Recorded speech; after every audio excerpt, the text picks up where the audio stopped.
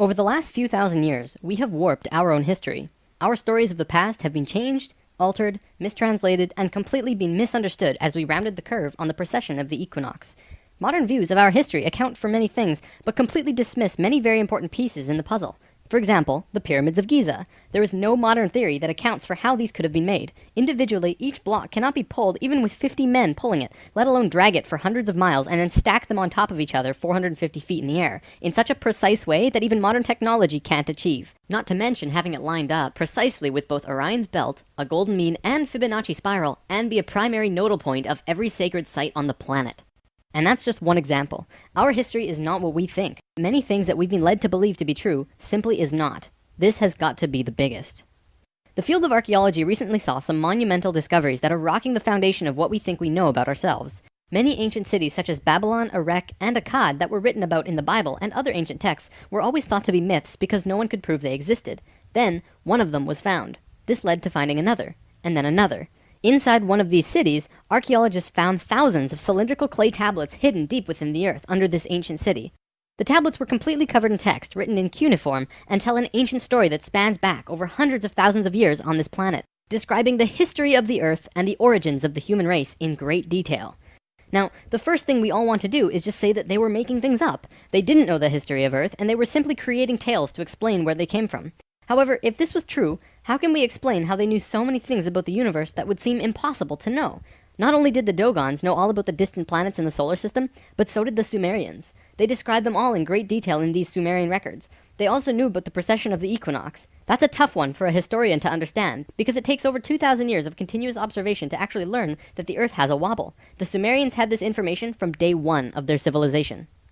A man named Zacharias Sitchin spent a long time transcribing these texts and had put them all together in his books, but many others have also done the same, and the interpretations are always very similar.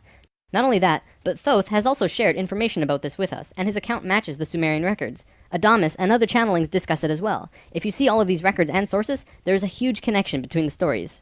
Now, this story spans back hundreds of thousands of years into our past. It talks about Tiamat and Nibiru, the Nephilim, seeding the human race, Adam and Eve, and the children of Lemuria. This portion of the story is really interesting, but not the most crucial to know. We're not going to be covering this at this time. We are, however, going to be picking up the story at the end of Lemuria, and discussing the events of Atlantis up to present day. What I'm going to tell you is a mix of what these records say, along with what Thoth has told us for some finer details. Please have your own experience while watching this. I'm not going to tell you that this is fact. I am simply saying, decide for yourself.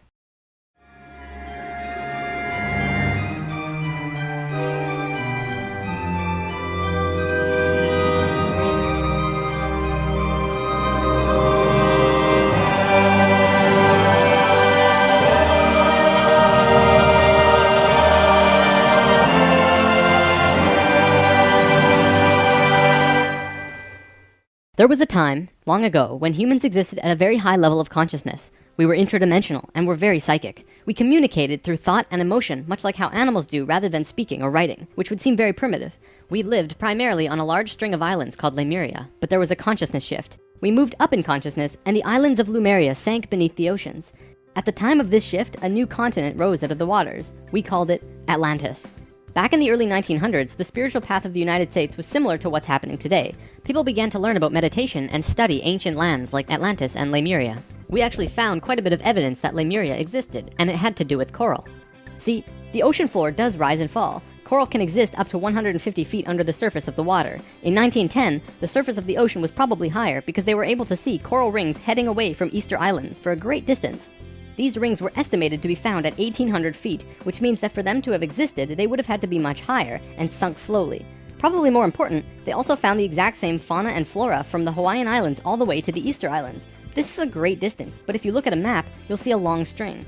That string, according to Thoth, used to run along the western shores of Lemuria. It is only on these islands that have the same flora and fauna. Same trees, bugs, bacteria, everything. Science can only explain this if there were closer land bridges between these islands at one point. Although we were studying this at that time, World War I began soon after, and we lost interest in spirituality and the ancient lands for a very long time. After the sinking of Lemuria and the rising of Atlantis, at first the human race became scattered. We moved to various islands and continents all over the world because we didn't have a home. Yet, we didn't know where to go. At that time, there were about 1,000 humans at a very high consciousness, more than all of the rest. They were called the Nakals. Today, we know them as Ascended Masters. The Nacals began preparing Atlantis to be our new home. They projected their energies across the surface of the continent in the form of the Tree of Life, not with 10 circles, but with 12, an extra on top on the island of Udal, and an extra on the bottom in the water. There were 10 components on the mainland, and even though it extended over hundreds of miles on the surface, it was projected to the accuracy of a single atom. We chose to move to Atlantis because of the Kundalini. In humans, the Kundalini is often referred to as the energy serpent that runs up and down your spine. When activated, it provides an immense amount of energy through all of the chakras. The Earth itself also has a Kundalini because the Earth is alive, like an organism, running from the center of the planet to a specific place on the surface. Wherever the Kundalini resides, the people there become the spiritual leaders of the world. The Earth chose Atlantis to be the new energetic center of the planet. After Atlantis, the Kundalini moved to the mountains of Tibet, which is why the Buddhists were the leaders in pure spirituality for the last 13,000 years. It was a very pure place. It moved again within the last 10 years, but that's a story for another time. If you want to read more, check out the book The Serpent of Light by Drunvalo Melchizedek. Suddenly, in a single day, the Nacals breathed life into the Tree of Life on the surface of Atlantis. This created vortexes of energy rotating out of each and every circle. Once the vortexes were established, the children of Lemuria began to be called forth. Millions upon millions of Lemurians who had settled all across the planet began to be pulled toward Atlantis. A great migration began. However, the Lemurian body of consciousness had only reached the age of 12 as a planetary consciousness. Because we were right-brained, we were a female species, like a 12-year-old girl. And some of our centers weren't working yet. They had worked with these energies, but only mastered 8 of the 10. Each migrating Lemurian was attracted to one of these 8 centers on Atlantis, depending on the nature of the individual. There, they settled and began to build cities. That left 2 vortexes with nobody using them, not a single person. These 2 vortexes were pulling life toward them, and in life, you can't have an empty place. Life will find a way to fill it. Similar to if you were driving along a freeway, following another car, and you drop too far behind, someone will fill the place. That's exactly what happened on Atlantis. Though the Lemurians had only filled 8 of the vortex areas, Mayan records state clearly that there were 10 cities in Atlantis when it fell. You can see these records in the Troano document, which is now located in the British Museum. This document is estimated to be 3,500 years old, and it describes in detail the sinking of Atlantis. To fill these 2 empty vortexes, according to Thoth, 2 extraterrestrial races stepped in. Not 1, but 2 completely different races. The first race were the Hebrews, coming from our future. Thoth says that they came from off-planet, but we don't know where exactly. The Hebrews were kind of like a kid who went through 5th grade and didn't make it, so they had to do that grade over again. They learned all the math, the left brain stuff, but they didn't get the right brain aspect of evolving consciousness, the doing. They didn't graduate to the next level of evolution, so they had to do it again. They knew a lot of things that we didn't know yet and brought many concepts and ideas to us that we weren't aware of yet.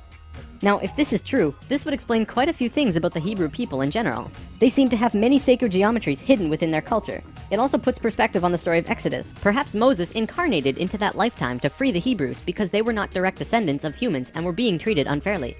Or could it be that Moses was visited by an ascended master of the Hebrews who guided him to free their people? Given what we know about dimensions and consciousness, it definitely puts a fresh perspective on old stories that didn't make much sense. We could talk about this more, but let's continue for now. There were no problems caused by the Hebrews coming to Atlantis. They actually benefited our evolution. The other race that stepped in caused big problems. These beings came from the nearby planet of Mars. See, according to Thoth, Mars looked very much like Earth a little less than 1,000,000 years ago. It was beautiful. It had oceans and water and trees that were just fantastic. But something happened to them, and it has to do with something called the Lucifer experiment. From the very beginning of creation, everything is simply an experiment. Creation itself was just consciousness creating and inhabiting itself in that creation. There is no divine plan. Spirit can do whatever it wants. Having said that, if spirit decides to cut itself off from the rest of consciousness and create a separate reality on its own, it can do that too. This is called the Lucifer experiment. Because spirit is God, it can do this. There is nothing wrong with that. We've kind of been led to believe that Lucifer is evil and the devil. This just isn't true. Lucifer is just another means of perceiving the reality. It is not a unity perception of oneness, but rather a duality perception of two-ness. There's a flower of life pattern for Lucifer as well, but that's a big topic for another time. Anytime the Lucifer experiment has been attempted in the universe, it always ends in failure. The species will cut itself off from love and will become incredibly male, left-brained. What always ends up happening is that everyone becomes very greedy. There is no compassion for one another, and everyone ends up fighting until they end up killing themselves. More than 1,000,000 years ago, the beings on Mars joined the Lucifer experiment, and it failed dramatically. Basically, they cut themselves off from the unity of the universe and created a separate reality. When the Martians severed the love bond, they became pure male, logical beings with no emotions. What happened on Mars was that they ended up fighting. Mars became a battleground. Eventually, it became clear that Mars was not going to survive. They blew their atmosphere away and destroyed the surface of the planet. Nova recently did an episode on planetary magnetics, and they found some interesting things about Mars. The planet didn't have a magnetic system, however the surface was magnetized, implying that at one point it did, but that something happened. Now, we've been discussing the star tetrahedron before, and now I want to give you a brief understanding of the Merkaba. The Merkaba was known in ancient times as the Chariot of Ascension. It is the star tetrahedral energy field around the body. All around the world, there are references to this in ancient texts. When activated to its full potential, the Merkaba, which is both a tool and part of your being, can be used to do the impossible, included but not limited to changing dimensions and traveling through the universe. Before Mars was destroyed, they built huge tetrahedral pyramids. They built 3, 4, and 5-sided pyramids, eventually building a complex that was able to build a synthetic Merkaba. After 1 million years or so, it's been eroded, but the proof is there.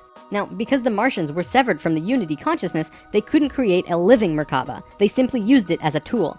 They created a synthetic Merkaba to travel in time and find a new home. A small group of Martians tried to get away from Mars before it was destroyed, and that place they found was Earth. About 65,000 years in our past. They saw this little vortex sitting there, just pulling in life, with no one in it. They didn't ask permission. Being part of the Lucifer experiment, they just said, alright, let's do it. And they stepped onto that vortex, and in doing so, they joined and changed our evolutionary path. Thoth's father, Thome, was one of the Nacals who set up Atlantis on the island of Udal. That island, the top of the Tree of Life, was the brain of Atlantis, and on it was a small city called Poseidon.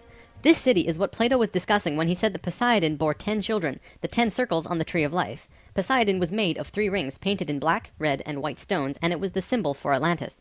The inner circle represented the Nacals. The middle circle were the priesthood, called the Maya, and the outer circle represented the regular people of Atlantis. We'll come back to this down the road.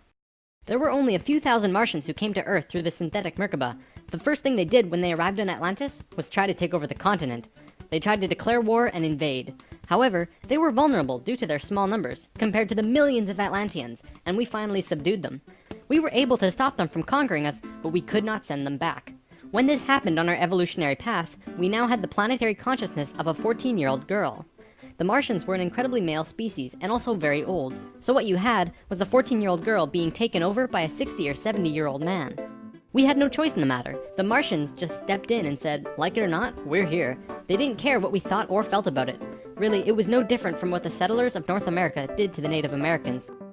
Once the initial conflict was over, it was agreed that the Martians would try and understand this female thing they lacked. This emotional feeling, which they had none of at all. Things more or less settled for a while, but the Martians slowly began to implement their left-brain technologies, which the Atlanteans knew nothing about. One after the other, the Martians kept putting out these left-brain inventions, until the Atlanteans slowly began to see things through their left brain. We slowly began to become a male species. The Martians gained control, bit by bit, until eventually they had all of the power, as was their intention. The animosity between Atlanteans and the Martians never subsided, not even till the end of Atlantis. They hated each other. The Atlanteans were shoved down and treated like inferiors. It was like a marriage that the female component didn't like, but the male component didn't really care if she liked it or not. It remained this way for a very long time, until about 26,000 years ago, when the next phase slowly began. Before we continue, we have to talk about polar shifts. See, in the 1930s, Edgar Cayce was channeling information for a geologist when he stopped and he said, "There's something you should know. In the near future, the Earth's poles are going to shift." Cayce was a brilliant man with a very strong connection to higher dimensions, where he communicated with other beings for the human race. Ultimately, it was because of his channelings that the belief system called New Age was created. This is again just putting what he was doing into boxes of understanding, because no one else understood what he was doing at that time. Nevertheless, when Cayce talked, people listened. Geologists began exploring the possibility of a polar shift, and they found something remarkable. A string of major pieces of evidence came forth and lent tremendous weight to what Cayce was saying, and they have now changed the world's view on the subject. Scientists believed that if there was going to be a physical pole shift, there would also be a change in the magnetic poles. Through studying lava beds, geologists were able to see where the planetary magnetics were when the lava beds hardened at certain depths. They found that the earlier magnetic poles were not where they were now, but in Hawaii. The last shift that took place was 13,000 years ago, and we will get there in the story soon. They did another test and found that it had shifted again 26,000 years ago as well. Scientists also learned that polar shifts happen very quickly. In a single day, the magnetics would do a complete flip, or turn 90 degrees. There's that number again. And within 24 hours, the sun would be rising differently than it did the previous day. This shift has happened hundreds of times over the last 100 million years on Earth, but it's speeding up now and happening faster and faster. Now only 13,000 years between each shift. A whole new viewpoint is beginning to be understood. From space, would this not appear as a pulse? Now, there's a lot more to talk about with polar shifts, but I'm going to give you the basics. A scientist named Charles Hapgood was studying this at great detail because the leading theory behind what caused polar shifts was still underdeveloped at the time. He came up with a theory that demonstrated to be possible through various experiments. Through these experiments, they learned that the surface of the Earth, the crust, could slip over the main mass of the Earth, which continues its rotation as if nothing happened. The crust would rotate and spin out of control until eventually it settles again in a new location aligned with the new magnetics. During this time, there are massive earthquakes and tsunamis and devastations that rock the world. Doesn't that sound a bit like the destruction described in the Book of Revelations? Now, I don't want to freak anyone out. Besides Edgar Cayce's account, many other ancient prophecies, including Nostradamus and Mayan prophecies, have talked about polar shifts in one way or another. And modern science is becoming increasingly aware that there is going to be a polar shift in our near future, which is lining up with our consciousness shift, though they don't take that aspect into account. It's funny actually, a while back, NOVA did 2 reports on polar shifts, and both times NASA shut them down. Then recently, NOVA released a new video called Earth's Magnetic Storm. That video shows all of the evidence for pole shifts without actually using the words pole shift. It's almost as if a specific company doesn't want us knowing about this and the evidence that's been brought forth. Polar shifts are directly related to the magnetics of the planet as well. Planetary magnetics are supposed to look like this, but the reality is much different. Our magnetics have been weakening over the last 500 years or so, and today, they look a little more like this. It was the magnetics becoming more and more warped that's causing many of the problems we've seen in the last 20 years. Birds follow the magnetics of the planet to migrate, and they'd be ending up in places they shouldn't be. Whales were continually beaching themselves in the 90s because they followed these magnetics, which led them to land where there should have been water. As for humans, you know how on the night of the full moon there are more rapes, murders, and violent crimes than any other night of the lunar cycle? Well, the moon affects the magnetics of the Earth, slightly. But the magnetics are so warped right now, it's affecting how we think and act as a planet. Our collapse of social structure is related to the geomagnetics of the Earth. Or perhaps it's the other way around. There's one other thing that we need to discuss about polar shifts. They always line up with a consciousness shift. They are interrelated. Thoth lived on Atlantis for a very long time, and he told us that he saw the Earth shift 5 times, watching the sun rise in the east, and then the west, then the east, then the west. This is how to explain why during a consciousness shift at the end of Lemuria, it sank beneath the oceans and Atlantis rose. If the crust was spinning randomly around the planet, many geological events such as continents rising and falling would take place. Now that we have an understanding of polar shifts, we can continue with this drama on Atlantis. 26,000 years ago, we were exactly where we were today on the precession of the equinox. We had gone through our falling asleep phase, and we were about to begin waking up. It was at this point that there was a small consciousness shift. We actually went down in consciousness, not up. A piece of Atlantis about the size of Rhode Island sank into the ocean. This caused a tremendous amount of fear within the Atlanteans, because they thought they were going to lose the whole continent, like what happened with Lemuria. Because of the consciousness shift, one of the bigger things they lost was their connection to the future. They couldn't foresee big events such as the potential sinking of their home. After about 200 years, this fear began to subside. Now, in both the Bible and the Sumerian records, the accounts of Adam, Eve, and all of their children were recorded to have exceptionally long lifespans, like 900 years or so. So 200 years for us back then is like 20 years for us today. We'll explain how we got there soon. Things kind of settled for a while, and then between 13,000 and 16,000 years ago, a comet approached the Earth. Because we were living at a high consciousness across all dimensions, the Atlanteans became aware of it before it hit. A great conflict occurred in Atlantis. The Martians, who were in the minority even though they were in control, wanted to blow it out of the sky with their laser technology. However, the Nacals had learned of the comet's true nature, and the Atlanteans protested. They said that the comet was in divine order. They had to allow it to take place naturally. Let it hit the Earth. That's what's supposed to happen. The Martians fought the Atlanteans, but in the end they gave in. The Martians agreed to let it hit the Earth. When the time arrived, it came screaming into the atmosphere, plunging into the Atlantic Ocean just off to the western shores of Atlantis, near where Charleston, South Carolina is now, only that was at the bottom of the ocean at the time. The remnants of the comet are now scattered across 4 states, and science has definitely determined that it hit at least 12,000 years ago, if not more. They're still finding pieces today. Although the main portion struck near Charleston, a few fragments actually hit the main body of Atlantis, crashing into an area right where the Martians were living, killing a huge portion of their population. They were pissed. They said, "It's all over, we're divorcing you, and we're gonna do whatever we want. You can do what you want, but we will never listen to you again." We know this whole bit. We've seen it in divorced families throughout the world. And the children? Well, look at our modern world today. We are the children. You can guess what the Martians did next. Their primary interface with the reality was control, and when their anger rose to meet their desire for control, they decided to take over the Earth. They began to once again create a complex like the one they built on Mars long ago to try and create another synthetic Merkaba. If they had succeeded, they would have gained control over everything on the planet. The only thing was, around 50,000 Earth years had passed since they had built a Merkaba, and they didn't quite remember how to do it. But they thought they did. The Martians built the buildings in Atlantis. They set up the whole experiment, threw the switch, and lost control. The destruction was immense. In this reality, you can hardly make a greater error than to create an out-of-control Merkaba. The experiment began to rip open the dimensional levels, not the higher ones, but the lower ones. To give an analogy, if you took a knife and slit open your stomach, the stomach acids would seep into other parts of the body that it's not supposed to be in. That's like ripping open the dimensions. The Martians almost destroyed the Earth. The environmental disaster we are experiencing today is nothing in comparison, though today's disasters are a direct result of these events. Because of this tear in the dimensional levels, a huge number of lower dimensional spirits and beings were thrown out of their comfort zone and into these higher levels. They were forced into a world that they did not know or understand. To survive, they needed bodies and began automatically entering into the bodies of people. For every human body, there were hundreds of lower dimensional spirits inhabiting them. These beings were Earthlings like us, but very different, not coming from this dimension. It was a catastrophe, probably the biggest the Earth has ever seen. The reason the Nacals were special wasn't just because of their incredibly high consciousness, making them like guides of Atlantis. They also had achieved what today we call immortality. Let's just say they figured out a way to keep their body healthy and young for as long as they chose, and could choose to pass on whenever they desired it.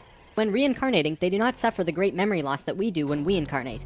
They did it through their expanded consciousness and tantric interdimensional sex meditations. This is how Thoth was a priest king of Atlantis for thousands of years and stayed on Earth until 15 years ago when he gave all of his memories and understanding about sacred geometry to a man named Drunvalo Melchizedek. The Merkaba is formed out of 3 star tetrahedrons overlaid on top of each other. 2 of them are counter-rotating and the third is stationary. When the Merkaba is formed with the unity consciousness, it is formed internally with love. When it is formed externally through the Lucifer experiment, it does not have that love and can become unstable very quickly. The Martians' attempt at controlling the world took place on one of the small islands in the west of Atlantis. This place today is known as the Bermuda Triangle. It's a triangle because the top of the stationary tetrahedron of the Merkaba is actually sticking out of the water there, which causes a huge electromagnetic imbalance in that area. Many planes and boats have reported to have gone missing there. They just vanished without a trace. The imbalance is multidimensional, and in many cases, these ships and planes have been sucked into different dimensions, never to be seen again. That Merkaba is still there on the seafloor today, but from what I know, it's going to be corrected soon. The Nacals did their best to save Atlantis. They sent most of the lower dimensional beings back, at least as many as they could, and sealed up the dimensional tear. Despite this, the situation got really bad, really fast. All of the economic systems collapsed. Financial, social, and all concepts of how life ought to be completely broke down. Everyone on Atlantis began getting sick with weird diseases, and the entire continent went into a state of survival. Life was no longer about living. It became about surviving until tomorrow. It was a literal hell on Earth. The Nacals had no idea what to do. They were children compared to the events that had been thrust upon them. So they prayed. They prayed to the highest levels of conscious life in the universe, asking for help from anyone who could hear them. The problem was reviewed on many high levels of life, who I am drawing as the Justice League because the 11th and 12th dimensions are completely incomprehensible to us in our current state. What they told us was this: we were going to fall. We were going to hit rock bottom, level 1, the lowest place we possibly could be in the universe and still survive. Also, we were changing polarity. We were no longer a female species, so we were starting from square one as a male species. And finally, and this was the shocker, we would only have 13,000 years to return to Christ consciousness. Normally, it takes hundreds of thousands of years for a species to get to Christ consciousness. We had to do it in a fraction of the time. If we didn't, we would not survive. This has never happened before in the universe, ever. Thoth, who was the priest king of Atlantis at the time, learned that they would have to perform this experiment on themselves. They received instructions from the highest levels of life and they went on their way. Thoth proceeded with a being named Ra and Aragat, who were previous kings of Atlantis, and began the experiment. To understand what they did, we have to talk about consciousness grids. A planetary grid is an etheric crystalline structure that envelops the planet and holds the consciousness of any one species of life. This grid does have an electromagnetic component associated with the third dimension, but it also has a component for every dimension as well. These grids are geometric, of course, and science will eventually discover that there is a grid for every species in the world. Each of these grids have their own geometry and are unique. There's not another one like it, just as the species itself are unique. These grids give off light as well, and from space they can be seen as the source of the bluish glow around the Earth. What Thoth and friends had to do was create a synthetic Christ consciousness grid, allowing humans to ascend to Christ consciousness in a very short time. But first, let's talk about the science behind the grid. Perhaps you've heard of the 100th monkey experiment. Over a span of 30 years, scientists were researching a species of monkey called Macaca fuscata on an island in Japan. They were providing the monkeys with sweet potatoes by dropping them in the sand. The monkeys liked sweet potatoes, but they didn't like the sand and dirt so much. A few monkey children figured out that they could wash their sweet potatoes, and some of them taught the technique to their parents. Only a few of the adult monkeys did this though. This went on for some time until one day, the monkeys who actually knew the technique hit critical mass. And bingo, the technique started spreading faster than it did before. Monkeys started learning it really easily across all of the Japanese islands nearby as well as on the mainland. They knew that there had to be something that wasn't yet understood about how a species is connected to itself. So what did we do? We tried it on humans. Our research team made a picture out of human faces. About 100 faces hidden within a single picture, but at first glance, you could only see about 6 or 7. They did several surveys with a few hundred people in Australia and said, all right, find the faces. Most people could only pick out 6, 7, 8, 9 or so, not many more. After that, the research team went to Britain and aired the picture on a closed cable BBC special that was shown only in England. They showed where all of the faces were, every last one. Half of the research team, which stayed in Australia, did the experiment again with new subjects. And lo and behold, people were just naturally able to see more faces. After this experiment, they knew that something definitely connects us all, and the field of noetics is learning more about it daily. It's mass consciousness. In lesson 11, I showed you the 3 levels of consciousness. Each of these levels have their own consciousness grids around the planet, and our second level grid is based on squares and triangles. Many governments of the world, especially the Russian and US governments, were studying our grids back in the 60s and probably earlier. When mapping out the grid on the planet, you find little military bases on many of the nodal points of the grid. There are tons of these bases way out in the middle of nowhere, like on little islands like Guam. This couldn't be a coincidence that these government powers placed their bases right where the little spirals came out of the grid. They were trying to take control of the grid, because if you control consciousness, you control what we think and feel. Of course, there was another organization that had its hand in both of these governments, and still do, and we will discuss them soon enough. This grid is visible through astral projection as well. 13,000 years ago, it began. Thoth, Ra, and Aragat were to create a global complex that was able to build a synthetic Christ consciousness grid over a 13,000 year time period. The first thing they did was to fly to a place which is now called the Giza Plateau, but back then it was known as the land of Chem. It was also a rainforest back then as well, not desert like it is today. First, they created a grid around the planet 4th dimensionally, and then began to construct it in the physical 3rd dimension. They went to the male energetic axis of the Earth and constructed a complex which today is called the Solar Cross. These men were 6th dimensional beings at that time and were living at a very high level of consciousness, so whatever they thought happened instantly. It was that simple. According to Thoth, he built the Great Pyramid, not the Egyptian king Cheops. Thoth says that it was built 200 years prior to the pole shift and built very quickly. These pyramids were aligned precisely with both Fibonacci and golden mean spirals emanating from out of the solar cross. Interestingly enough, Edgar Cayce also channeled that the pyramids were constructed in this time. The pyramids were also found to be built from the top down. The stones on top were placed first, which has baffled researchers ever since. Every time more is learned about the pyramids, we move further into dark on understanding how they were formed. If what Thoth says is true, well, that explains everything. From there, Thoth and friends constructed an entire network of temples and structures along this grid 4th dimensionally, placing them on nodes on the new synthetic Christ consciousness grid they were creating. All of them were made with Fibonacci or golden mean spirals, and all of them were mathematically referred back to the solar cross in Egypt through the Great Pyramid. The creation of all of the sacred sites on the planet were no accident. It was a single consciousness that created them all, from Machu Picchu to Stonehenge to Zaghuan, you name it. There are a few exceptions, but most were created by a single awareness as part of a unity consciousness grid. Although the Great Pyramid was done all at once, many of these ancient structures of the world were made 4th dimensionally and slowly dropped in frequency until they manifested on the 3rd dimension over a long period of time. Richard Hoagland's research brings this forward, but he wasn't the first either. They showed how one sacred site is extrapolated from another to another to another. A hot topic of discussion right now are ley lines. These are simply geometric relations between sacred sites. Archaeologists are now finding these huge connections between major spiritual sites in the globe, and now we know why they're connected. These sites had to be built physically so that the Christ consciousness grid could manifest. In a way, think of the physical sites as the wiring of a giant wireless electrical system, and then it needs about 13,000 years of continuous energy flow for it to actually turn on. And just so that you're not left in suspense, yes, the grid was completed. It came to life and is now active, though not really used. Congratulations, Earth! We actually survived. Not only has Thoth told us this in person, but he's also written it down in the Emerald Tablets. These tablets were left in the Great Pyramid thousands of years ago. There are 12 tablets in total, formed from a substance created through alchemical transmutation. They are imperishable, resistant to all elements and corrosion. Their atomic structure is fixed in place, and no change can ever take place. In that respect, they violate the material laws of ionization.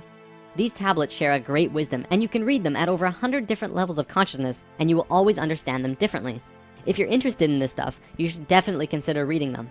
As you can probably tell, Thoth plays a pretty large role in what happened. Most of this information comes from him. Thoth also provided most of this information about the flower of life and its geometric relationship to consciousness with us. And this stuff is tied intimately to the geometry of the universe.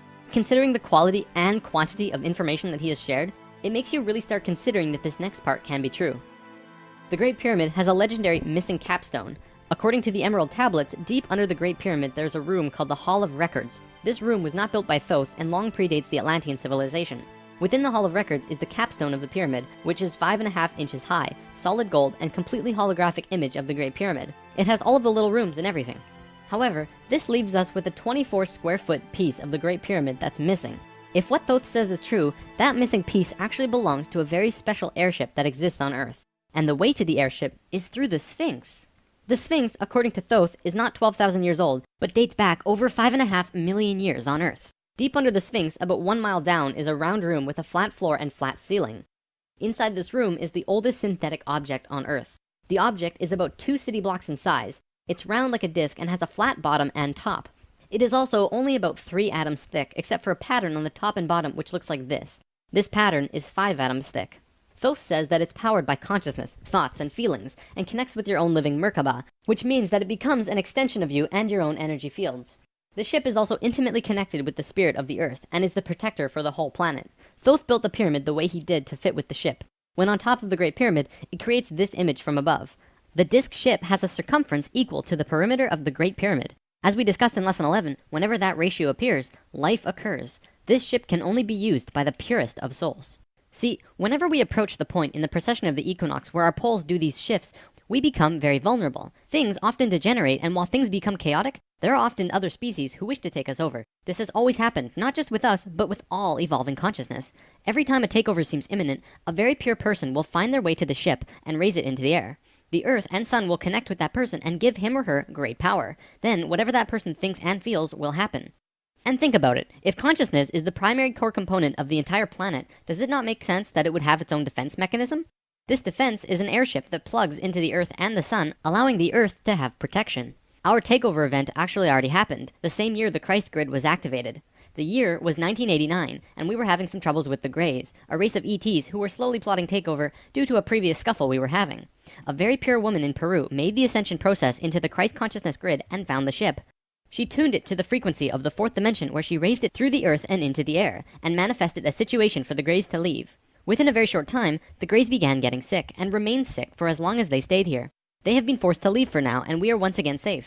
The ship is a warship in that whatever race is trying to take over, the person will just think them away, think up a situation, and force them to leave. Returning to the events on Atlantis, after completing the complex in Egypt, Thoth and pals returned to Atlantis, where they waited for about 200 years until that critical point on the precession of the equinox where the poles would shift. They knew that Atlantis would sink, and they would be ready. Previously on Thoth and Pals. Thoth, the poles are shifting. Oh, the pole shift? Yeah, whoa, what's wrong with your eyes? I don't know. When Thoth first saw signs of the polar shift, they returned to the land of Chem and raised the warship into the sky. They went to Atlantis and picked up the Nacals. The Nacals weren't just passengers though, and each and every being was working in unity to create a very powerful Merkaba around themselves and the ship. They returned to the Great Pyramid and landed the ship on top, forming the phi ratio with the pyramid. And then, it happened. The poles began to shift, and human consciousness began to plummet. Simultaneously, the electromagnetic and magnetic fields of the Earth collapsed, and all life on the planet went into the Great Void, the 3.5 days of absolute blackness described by many ancient cultures in the world. The Emerald Tablets say that whenever we go through a polar shift, we go through a void space as we change our frequencies for about 3.5 days. This is also in the Troano document, depicted by 3.5 stones painted black. This refers to a time when we go through what science calls the electromagnetic null zone. During the pole shift, a phenomenon takes place where everything just seems to disappear for a certain time. Usually it's between 2 to 4 days, and the last time it was 3.5 days. Here's where it gets interesting. What happens to us does not usually happen to a normal species, because most advanced species will have their Merkabas handy at the time of the shift. We didn't, due to our little crisis, and we got sucked into the void space without protection. This resulted in us losing our memories. Science realizes that all of our memories are connected through cells in our brains as well as fields around our heads. What is not entirely understood by science yet, at least not directly, is the connection our memories have with the planet itself. We've discussed this before. The magnetics of the Earth affect how we think and act. The Merkaba is an electromagnetic field that you create around your body that can serve as protection from void as you're consciously going through it. What happened to us when we didn't have that protection? It was a clean wipe. When we existed on Atlantis, we were living at a very high level of consciousness in a higher dimension. We had extremely advanced and sophisticated bodies and minds, and were capable of practically anything, living in a dimension where molecules were spaced so far apart that consciousness could interact with them without physically moving. It's hard to explain because you can literally shape your environment immediately through your consciousness in these higher frequencies. In that sense, we were creators, knowing and understanding oneness, beings of love. But then we fell. We dropped back down to this place called the third dimension. We also fell in consciousness back to zero. We forgot how to use the pineal gland, and it slowly shrunk to the size it is now, like a raisin, where it's supposed to be eyeball size. When this happened, we forgot how to breathe source energy into our bodies, and our lifespans went kaput. Eventually, we went from 900 years to what it is today. We had not experienced this dense reality that we had before, at least for a very long time. We were kind of like a supercomputer that gets completely wiped. No operating system or anything. We had these advanced physical bodies, but we didn't know how to use them. This is why today we are so physically advanced compared to pretty much all the other animals in this third dimension. For a time, the survivors of the Atlantean fall, and there were a few, were literally hairy barbarians. We even had to rediscover fire. The reason we're having such a hard time finding evidence of Atlantis is because for the most part, the events of Atlantis took place on a much higher dimension than our physical Earth exists on right now. Everything I've drawn of Atlantis can't be taken as that's what it looked like, because it didn't. This landmass did physically exist, but the Atlanteans were not inhabiting that dimension of its existence. If the warship hadn't been protected by the Merkaba, the Nacals would have lost their memories. They retained their memories when the Earth came out of the void and began their work once more. Thoth and 1/3 of the Nacals went to the Island of the Sun in Bolivia. Aragot and 1/3 went to Tibet, and Ra and the remaining third went to Egypt, where they waited. Now, we're going to begin bridging the gaps between this story and our current history. In between the fall of Atlantis and the dawn of our first civilizations, who were the Egyptians and the Sumerians, there was a 6,500-year gap between them. What was happening to us in that time? We have to look at this precession chart again. This is where we fell in consciousness, point C, and this was our falling asleep phase too. Thoth, Ra, and the Ascended Masters were waiting until point D. They had to wait for humans to just evolve themselves over a 6,500-year time period until they were advanced enough to actually receive this new information that they were going to provide. Sometime in here was when the flood of Noah occurred. Because of the pole shift, the Earth went through an ice age. This is scientific fact. When the ice melted, it would have caused massive flooding. DNA is the physical manifestation of who you are. It is your soul's physical aspect. What we are seeing in DNA is changes in the codons. There's 64 possible codons in DNA, and humans only have about 22 or so. What we're finding is that there are 6 more codons being activated within these children, and they are choosing 2 of the 6. These kids are what we call indigo and crystal children, and probably the super psychics as well. Now, this is a chromosome. Basically, what this is lots and lots of DNA wrapped into this weird H-like shape. This is located in every cell and is part of your body of consciousness. What Thoth tells us is that every level of consciousness seen here not only has its own consciousness grid, but its chromosome change as well. The second level, where we are now, has 44 and 2 chromosomes. To any scientist, this is basic biology. The first level, however, has 42 and 2, and this third level has 46 and 2. The fourth and fifth have 48 and 2 and 50 and 2 respectively. The primary physically visible difference between these DNA in all life is height. The first level has an average height of 4 to 6 feet tall. The second level, us, has an average height of 5 to 7 feet. Third are about 10 to 16 feet, which we are about to translate to. Fourth is 30 to 35 feet, and the last is 50 to 60. You may remember a being named Metatron, the Hebrew archangel who is the perfection of what humanity is to become. He was 55 feet tall, that guy. The last 2 heights are far in the distant future for us, though. This is a place in Egypt today called Abu Simbel. The first thing you notice is that these statues are huge, but with the information about the DNA, this paints a different picture. These beings would be in the 60-foot range if they were to stand. They were at the 5th level of consciousness. These beings on a different wall are 35 feet tall, 4th level of consciousness. Here are some 3rd levels as well. Archaeologists saw this and thought that it meant that the man was just much more important than the woman, when in actuality, the kings of Egypt had 5 different names, one for every level of consciousness. Some of the kings were even able to translate into different dimensions, and that's how they guided the population with the power of the gods. In Egypt, according to today's top archaeologists and researchers, the Egyptians and Sumerians both began their civilizations right around the same time from each other, within a few hundred years or so. Both of these civilizations emerged out of nowhere with perfect writing abilities that were not improved upon since. When they first emerged, they were extremely sophisticated and clear, and slowly degenerated over generations. No archaeologist can explain how this happened or explain how it could have happened. They placed Egypt and Sumer into a special classification called stair-step evolution. What happened was, one day, Egypt got its language, full and complete. Then the knowledge leveled off. And then it got another massive leap a little while later. Then suddenly, they knew everything about water and moat systems just perfect.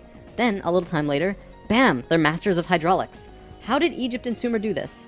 Well, this is what Thoth said. When we were evolving on our own for 6,500 years, Ra and the Ascended Masters were waiting in an underground city beneath the Great Pyramid. We'll come back to this in a bit. Thoth's son Tat formed a group called the Tat Brotherhood, which is a secret group that still exists today as protectors and keepers of the sacred temples. Today, they're still connected to the Ascended Masters. So about 6,000 years ago, some members of the Tat Brotherhood would wait until they would meet someone who could understand what they were going to teach them. When they found someone, they would just tune their frequencies to the third dimension and walk up and tell them information flat out. They said, hey, if you do this and this happens. The Egyptians would say, wow, look at that. Then they would go underground, wait another little while, and repeat the process. Over a short period of time, the Egyptian and Sumerian evolution shot up in stair steps. As for the Sumerians, they also received a more detailed story by those who were assisting them. They described to the Sumerians in all of the details they remembered. They said, this is the history of the planet, write it down. The Sumerians knew about the precession of the equinox because they were told it by the Nacals from Atlantis. After this stair-step period, we began to fall asleep further. Things got worse once more. It was our falling sleep stage of precession, and although the Nacals had given us a boost, we were consciously dozing off. On that note, it's time for the story about the city under the pyramid. Keep an open mind about this because there is very little proof for what I'm about to say. For over 40 years, Drunvalo Melchizedek has been studying human consciousness through sacred geometry and spiritual teachers and masters all over the world. In 1996, he was contacted by a source in Egypt who said that something incredible had been discovered. A stone stele came out of the ground between the paws of the Sphinx into the daylight. They removed it and dug into the earth beneath the Sphinx. There they found a room with 3 tunnels leading off of it. One of the tunnels, which went to the Great Pyramid, had another tunnel coming off it, and it was shielded by a wall of light. Bullets could not pass through this field, and people could not even get close to it without feeling like they're going to die. The Egyptian government found a particular person who could turn off this field. They also had brought in Paramount Studios to film it, as they had filmed the opening of King Tut's tomb. They had a good relationship with Egypt. The government wanted several $millions from Paramount, but at the last minute they asked for an extra $1.5 million under the table. Paramount was outraged and they backed off. Things were silent for about 3 months. Then Drunvalo heard from a source again who was involved in all this, who said that 3 men shut off the light field and went inside.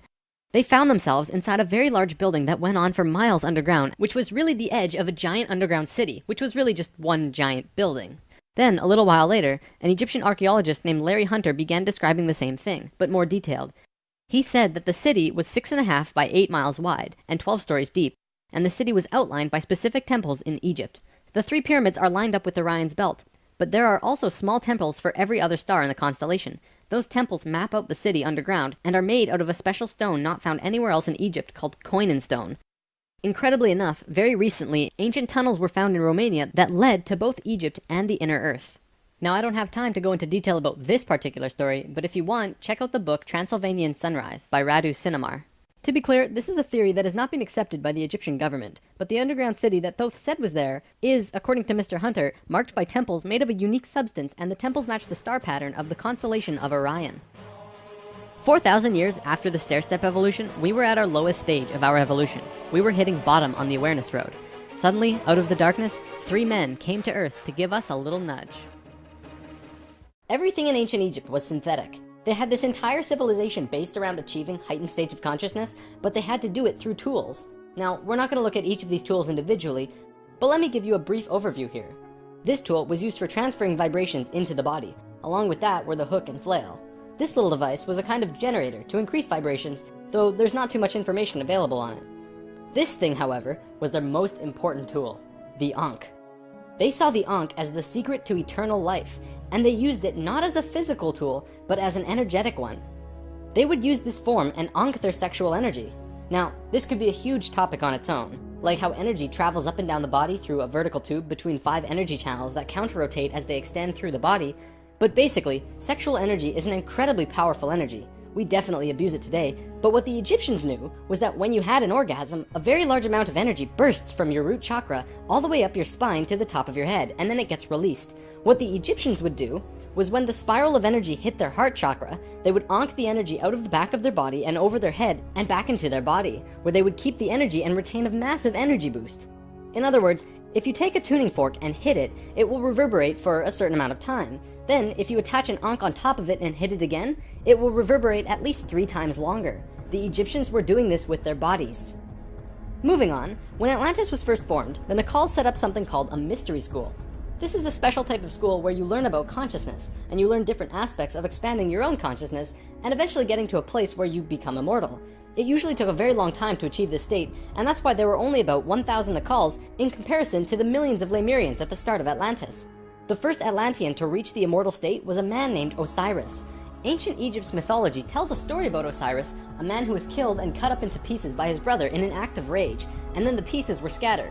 This event, perhaps less exaggerated than the myths, actually did happen, and it took place on Atlantis. Osiris's wife and sister retrieved the pieces, and upon returning the final piece, they restored the creative energy flow and brought his spirit back into the body. Through doing this, Osiris became immortal, and he was the first immortal of Atlantis. This story is told throughout ancient Egypt on many temple walls, and I'm going to show you why. Osiris went through the 3 stages of consciousness. The first one was whole, the second was separated from itself, included physically, and the third was whole again. The Nacals used Osiris's understanding of how he became immortal as a template for how others could do it as well, only through consciousness, without needing to be cut up, of course. This eventually became what we would call the religion of Atlantis, but it was more of a deeper understanding that they were following. This template was also used in Egypt, which we will look at now. Through this stair-step evolution, we began to change from the first level of consciousness into the second. Before the fall, we had incredible memories. It wasn't this vague recollection that we have now, but today we might see it as full-tilt 3D holographic memory.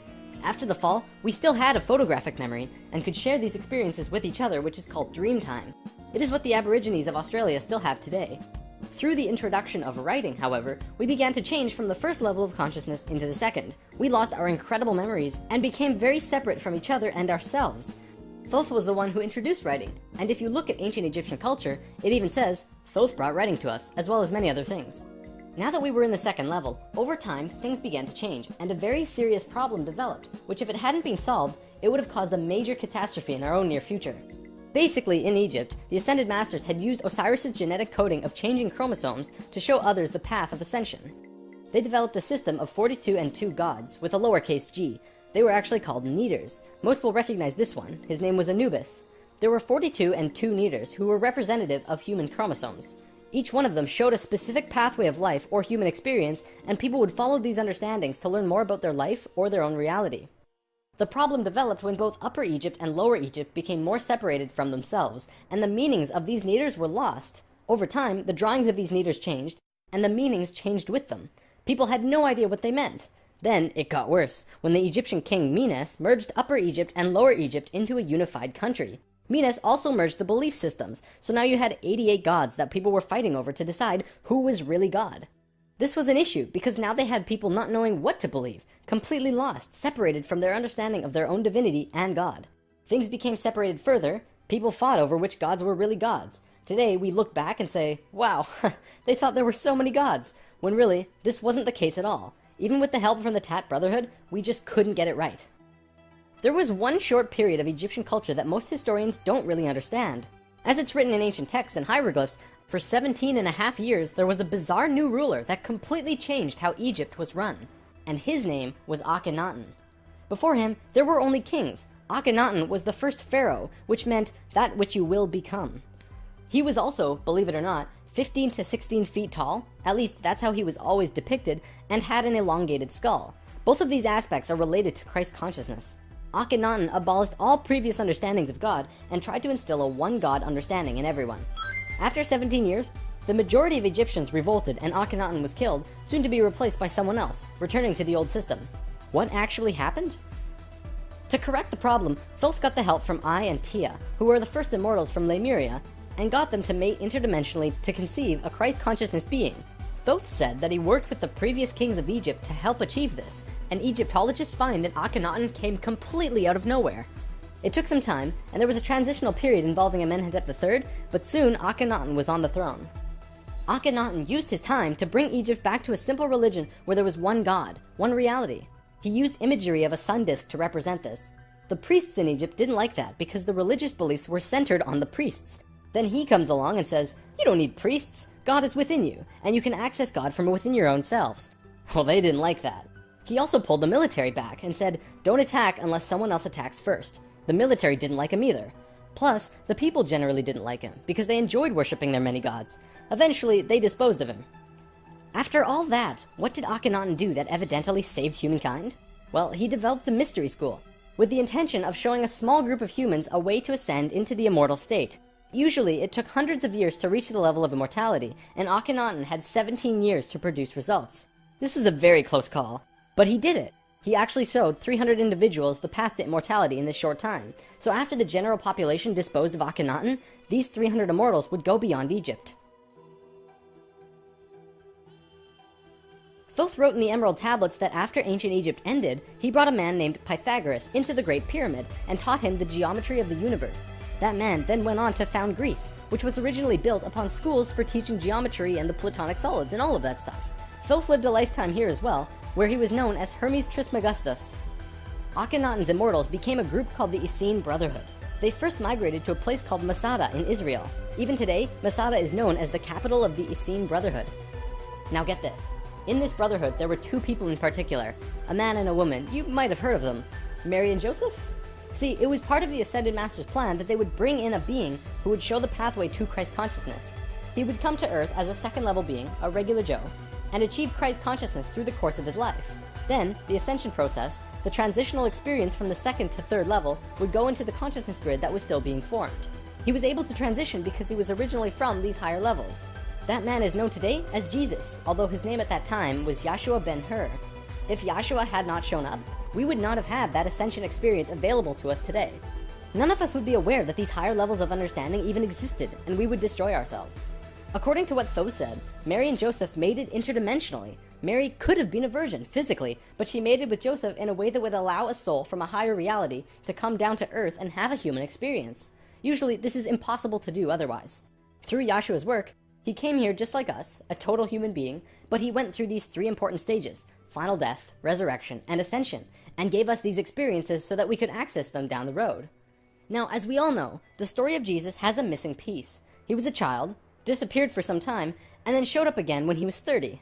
In a book called The 18 Absent Years of Jesus Christ, the leading theories about where he went was actually out east to either the Himalayan or Tibetan mountains, where he became an enlightened guru.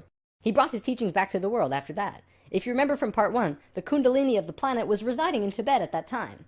They were very spiritually adept people living there, and remain so today. Now, on the topic of Christ, there's something else I'd like to bring up: the Lord's Prayer.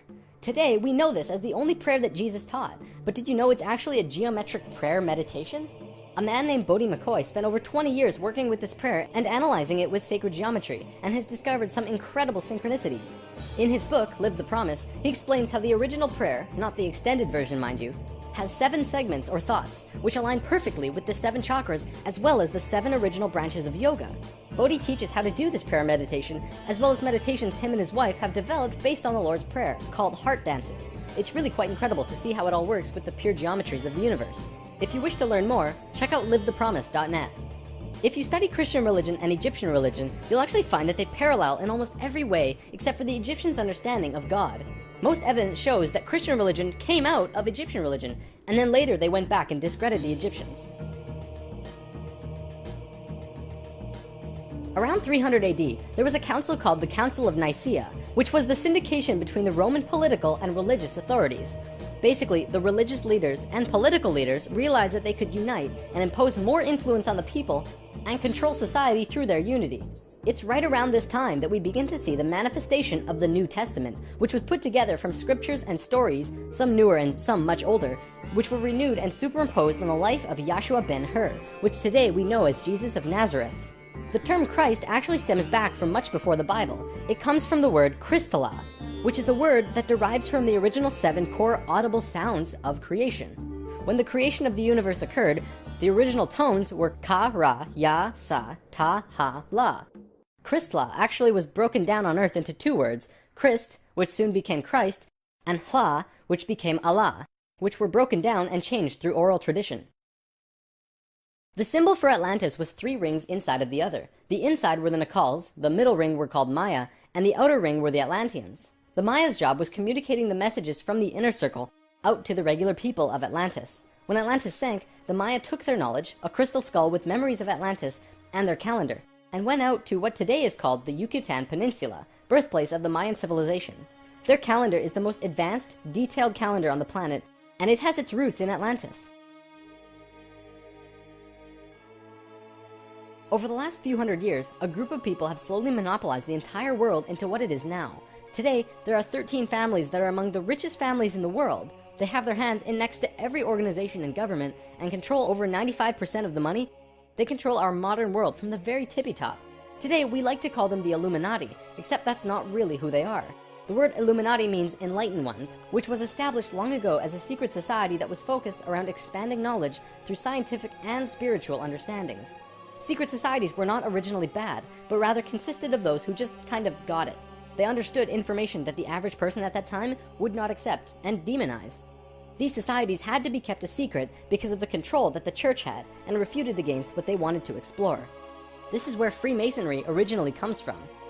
If you do the research on the time periods, what probably happened was that the church, who had the majority of the control at the time, probably infiltrated some of these organizations to make sure that they were not creating plans to expose information and destroy the world order that they had created. This led to the church exposing some of the societies as devil worship and blasphemous, and fear of these groups rose. Over time, many secret societies branched off by those who were corrupt or previously infiltrated by the church, and gained more control through the church and large organizations that were being established. Today, there exist 13 families around the world who pretty much own the world, with over 95% of the money and a lust for greed, power, and control. More and more information has become present lately that many of these families may have DNA that is different than the rest of the human population. It is speculated that they share DNA that was passed down from the Martian race or other species races. They contain no love or emotion and are completely power-driven. This brings us to the end of the human history story for spirit science, but of course, it's not really the end. For one, we've only really scratched the surface of discussing many of these topics. Secret societies, for example, would take another 2 or 3 lessons to really get into. Plus, the human history story won't end because we're still living it, and what happens next is ultimately up to you. This story, while seemingly unbelievable and at times outrageous, does explain a lot. Think about it. We've covered the Bermuda Triangle, the face on Mars, Jesus, what the Egyptians were doing, the rise of Greece, pretty much most modern religions, the reason we popped up out of nowhere 6,500 years ago, the stair-step evolution of those cultures, and the story of Atlantis, which has been elusive to us at the best of times. It also explains the Great Pyramids and their connection to all of the sacred sites on the planet, the Sumerian tablets, the Emerald tablets, Lucifer, and as for the Hebrews, if you read their Talmud, it actually seems to suggest that they're not from here. I'm not going to tell you to believe it, but it definitely puts some perspective on many questions and aspects about the world which we generally just don't have conclusive answers to.